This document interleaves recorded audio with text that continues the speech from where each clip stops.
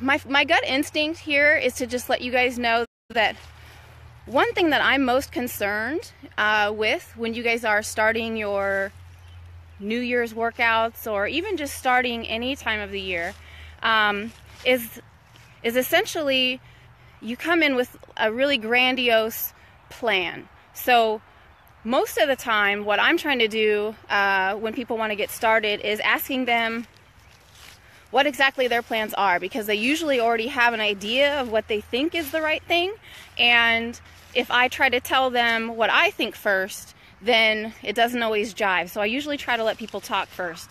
And so usually there's a big long laundry list of things that they plan to do.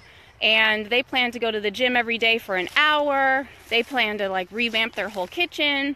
They're going to start packing their food in Tupperwares and taking it and all of this stuff. And they come in with a really high level of energy to the gym for the first time.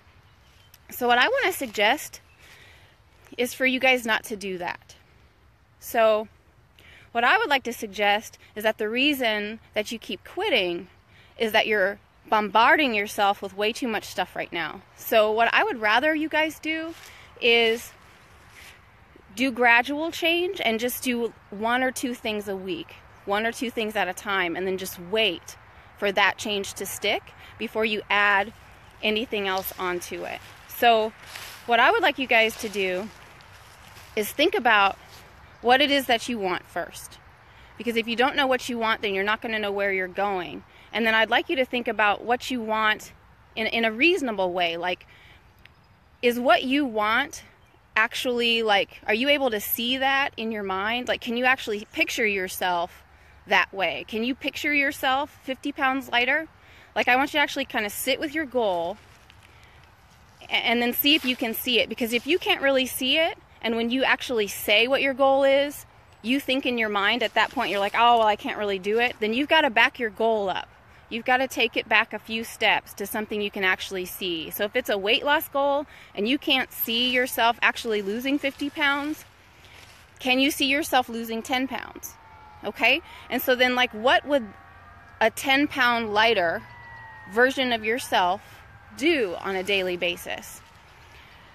And it could be something like getting stronger or increasing your bone density or whatever it is, but I'm just going to pick weight loss for right now because that's what I get asked about most this time of year. So sit down with a piece of paper, think about what that version of you looks like, and then start to think about like what that version of you would really need to do.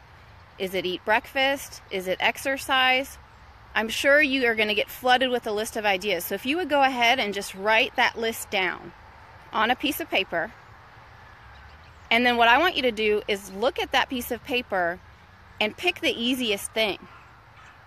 Now this is going to go against some of the advice that you might hear other places, and then that's okay. But what I think would be best for you to do is pick the very easiest thing, something that you know you can do.